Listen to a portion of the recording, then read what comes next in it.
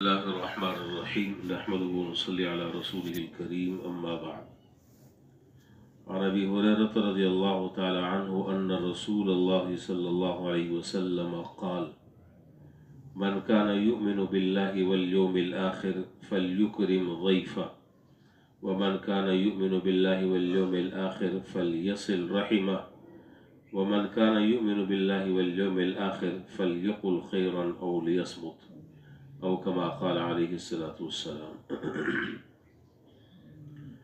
حضرت ابو ہریرہ رضی اللہ تعالیٰ عنہ سے روایت ہے کہ جناب نبی کریم صلی اللہ علیہ وسلم نے ارشاد فرمایا کہ جو شخص اللہ تعالیٰ پر اور آخرت پر ایمان رکھتا ہو اس کو چاہیے کہ اپنے مہمان کا اکرام کرے، اس شخص کو چاہیے کہ اپنے مہمان کا اکرام کرے۔ معلوم ہوا کہ مہمان کا اکرام کرنا یہ بنیادی طور پر ایک مسلمان ہونے کی علامت بھی ہے اور ایک مسلمان سے اپنے دلی اظہار اور تعلق کی نشانی بھی ہے، اور اس مہمان کا اکرام اپنی حیثیت کے مطابق آدمی کو کرنا چاہیے۔ ایک دن اگر ٹھہرتا ہے مہمان تو اس کی ضیافت کے احکام الگ ہیں، اور 3 دن اگر ٹھہرتا ہے تو اس کی ضیافت کے احکام الگ ہیں، اور 3 دن سے زیادہ اگر ٹھہرتا ہے تو اس کے احکام الگ ہیں۔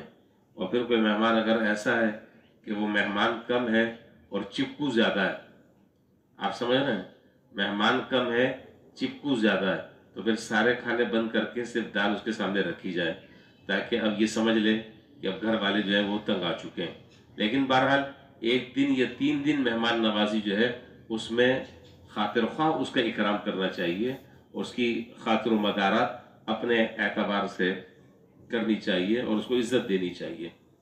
دوسری بات ارشاد فرمائی کہ جو آدمی اللہ اور آخرت پر ایمان رکھتا ہے اس کو چاہیے کہ صلہ رحمی کرے، رشتے ناتے توڑنے کے بجائے جوڑے، قطع تعلق کے بجائے صلہ رحمی کرے۔ اور صلہ رحمی کے سلسلے میں اتنی ساری احادیث ہیں، اتنی ساری روایتیں ہیں کہ اگر ان روایتوں کو بیان کرنا شروع کیا جائے تو بہت سارا وقت درکار ہے، اور اس صلہ رحمی کے بہت بڑے بڑے موٹے موٹے جو فائدے جناب نبی کریم صلی اللہ علیہ وسلم نے بیان فرمائے وہ کچھ مختصر سے یہ ہیں۔ مثلا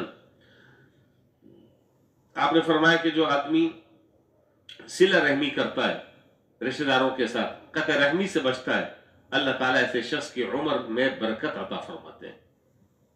اب وہ عمر میں برکت کمن ہو یا کیفن ہو یہ ایک الگ طریقہ ہے، کہ اب یہ بات لمبی ہے کہ اس کی عمر تو جتنی اللہ تعالیٰ کے ہاں مقرر تھی، مثال کے طور پر اگر تقدیر میں اس کی عمر 70 سال تھی تو یہ صلہ رحمی کرنے سے وہ عمر 70 سال ہی رہے گی۔ البتہ برکت کیا ہوئی؟ برکت یہ ہوئی کہ اللہ تعالیٰ اس عمر میں وہ کام اس سے لے لیں گے جو 100 سال اور 200 سال عمر میں آدمی کرتا ہے، اللہ تعالیٰ اس اتنی عمر میں اس سے وہ سارے کے سارے کام لے لیں گے۔ یہ عمر میں برکت ہے۔ اسی طریقے سے عمر میں برکت کا ایک معنی یہ ہے کہ اللہ تعالیٰ ہر طرح کی چھوٹی موٹی بیماریاں آزاریاں تو ہوتی رہتی ہیں، یہ تو انبیاء کے ساتھ بھی سلسلہ رہا ہے، خدا نخواستہ اللہ نہ کرے ایسی کوئی معذوری کی کیفیت نہیں ہوگی، اللہ تعالیٰ اسے اس کی حفاظت فرمائیں گے۔ دوسرا فائدہ صلہ رحمی کا مال میں اضافہ ہوگا، مال میں اور اولاد میں برکت ہوگی۔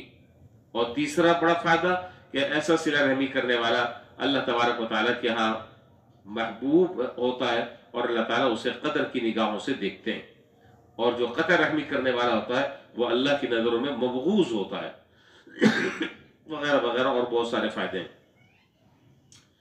تو اسی طریقے سے حضرت ابو ایوب رضی اللہ تعالیٰ عنہ کی ایک روایت ہے جس میں اس روایت میں اس بات کا تذکرہ ہے کہ ایک مرتبہ جناب نبی کریم صلی اللہ علیہ وسلم سفر پر تھے، اپنی اونٹنی پر سوار تھے، ایک بدو اور دیہاتی ایک سامنے آ گیا اور اس نے آپ کی اونٹ کی لگام پکڑ لی اور کہنے لگا کہ ایک سوال کیا عجیب و غریب سوال، یہ کیا کہ اللہ کے رسول مجھے وہ عمل بتائیں جو جنت سے مجھے قریب کر دے اور دوزخ سے دور کر دے۔ راوی کہتے ہیں کہ جناب نبی کریم صلی اللہ علیہ وسلم یہ سن کر کچھ دیر رک گئے، ٹھہر گئے، اور پھر آپ نے اپنے صحابہ کو دیکھا اور پھر ارشاد فرمایا کہ اللہ تعالیٰ نے اسے اچھی بات پوچھنے کی توفیق دی ہے تو دیہاتی لیکن بڑے کام کی بات یہ کر گیا، بڑے پتے کی بات یہ کر گیا، اور بہت گہری بات اس نے کی ہے کہ ایسا عمل بتلا دے جو مجھے جنت سے قریب کر دے اور جہنم سے دور کر دے۔ پھر آپ نے فرمایا کہ پھر آپ نے اس دیہاتی سے کہا کہ اپنا سوال دہراؤ دوبارہ، کیا کہا تم نے، دوبارہ کہو۔ اس نے دوبارہ پھر سوال دہرایا۔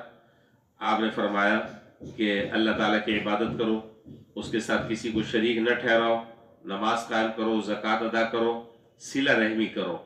اور پھر آپ نے اس اعرابی کو فرمایا کہ اب تو میری اونٹنی کی مہار چھوڑ دو، اب تو مجھے جانے دو۔ کیا خوبصورت نقشہ ہے۔ آپ نے فرمایا کہ اب تو چھوڑ دو، اب تو جانے دو۔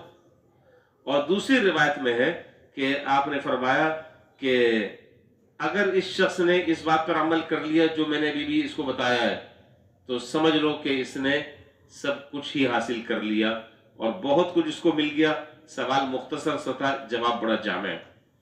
تو بہرحال دوسری بات یہ فرمائی کہ صلہ رحمی کرنا چاہیے، اس سے اللہ تعالیٰ رزق میں، صحت میں، عمر میں برکت عطا فرماتے ہیں اور اللہ تعالیٰ کی رضا اور خوشنودی کا یہ ذریعہ بنتا ہے۔ تیسری بات ارشاد فرمائی وَمَنْ كَانَ يُؤْمِنُ بِاللَّهِ وَالْيَوْمِ الْآخِرِ فَلْيَقُلْ خَيْرًا أَوْ لِيَصْمُتْ۔